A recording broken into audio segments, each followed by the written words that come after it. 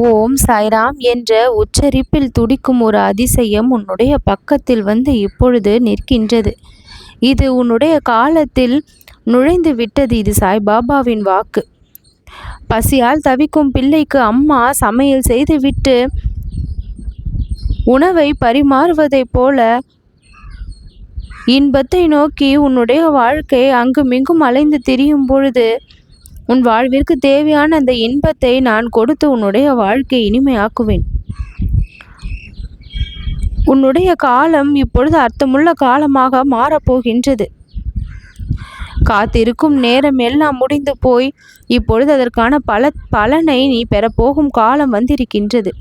நீ விரும்பிய காரியம் தாமதமான நாட்கள் எல்லாம் முடிந்து இப்பொழுது அந்த விரும்பிய காரியம் எல்லாம் நலமாக நடக்க பெறுவதை நான் கண்கூடாக பார்த்து மகிழ வந்திருக்கின்றேன். நிச்சயமான நேரத்தில் உனக்கு தேவையான விஷயங்கள் எல்லாம் ஒவ்வொன்றாக கிடைக்கும் என்று நான் கூறுகின்றேன். சாய்பாபா உனக்கு பல நேரங்களில் பல அறிகுறிகளை கொடுத்திருக்கின்றேன். இது நடக்குமா நடக்காதா என்று மனதிற்குள் ஒரு குழப்பத்தோடு நீ என்னை எண்ணிய பொழுது நான் அந்த இடத்தில் அறிகுறியை காண்பித்து அது நடக்கும், அது நல்லது என்று உனக்கு நான் சொல்லி இருக்கின்றேன். எதற்காகவும் ஏங்காதே, சோர்வடையாதே, ஓம் சாய்ராம் என்று மட்டும் சொல்லிக்கொண்டு இரு. போதும், உன்னுடைய வாழ்க்கை இன்பத்தை நோக்கி தானாக நகர ஆரம்பித்துவிடும். பூமியின் புறம் கருப்பாக இருக்கலாம், ஆனால் அதில் தானே தங்கம் இருக்கின்றது. மழை விழுவதற்கு முன்னால் வானம் இருண்டு விடுகின்றது, ஆனால் அதன் பின்னால் தானே பூமி பசுமையாகின்றது. பனி சுருங்கிய பறவைகளுக்கு வெயில் வரும் வரை காத்திருப்பது எல்லாம் ஒரு சக்தி தானே. உனக்குள் இருக்கும் சக்தியும் இதே வகைதான். நான் உனக்கு காத்திருக்க சொல்லி இருக்கக்கூடிய அந்த சக்தி. மலர்கள் பருவ காலத்தில் தான் மலர்கின்றது. அதுபோல உன் ஆசை, உன் கனவு, உன் வேண்டுதல் எல்லாம் உன்னுடைய நேரத்தில் தான் மலரும். அந்த நேரம் வரும் வரை காத்திருக்கத்தான் ஆக வேண்டும். அதற்காக தான் நான் சொல்லி இருக்கின்றேன், நம்பிக்கை, பொறுமை என்கின்ற 2 விஷயங்கள். நேரம் வரும் வரை காத்திருக்க வேண்டும், அதுவும் நம்பிக்கையோடு. இந்த 2 விஷயங்களை மட்டும் செய்தால் போதும்.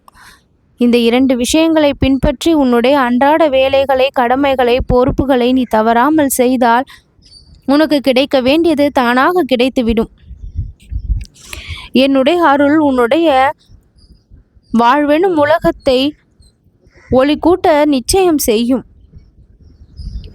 மண்ணில் புதையும் விதையை பார்த்து சிலர் இது இல்லாமல் போய்விட்டது கூட நினைக்கலாம். ஆனால் என்றோ ஒரு நாள் அது வெளிவந்து முளைத்து பெரிய மரமாக அவர்களுக்கு நிழலை கொடுக்கக்கூடிய அளவிற்கு ஆச்சரியத்தை ஏற்படுத்தும் அல்லவா?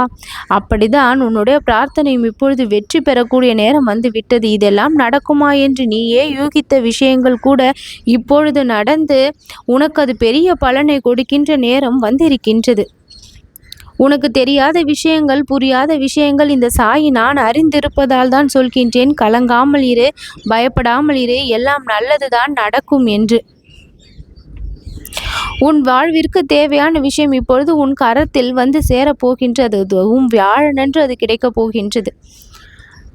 எனக்கு உகந்த நாளன்று உன் கரத்திற்கு தேவையான, உன் வாழ்விற்கு தேவையான நன்மை உன் கரத்தை வந்து சேரும் என்பதை இப்பொழுது நீ தெரிந்து கொள். விடியாத இரவு என்று ஏதாவது இருக்கின்றதா? மொட்டு என்று ஒன்று வந்துவிட்டால் அது மலர்ந்துதானே ஆக வேண்டும். உன் வாழ்விற்கான இன்பத்தை நீ பெற தயாராகிவிடு. அதை அனுபவிக்க உன் மனதை நீ தயாராக வைத்திரு. இப்படியே கஷ்டப்பட்டு கொண்டு நீ இருந்துவிட மாட்டாய். உன் வாழ்க்கை மிளிரப் போகின்றது, ஒளிரப் போகின்றது, மலரப் போகின்றது. நல்லது நடக்கும்.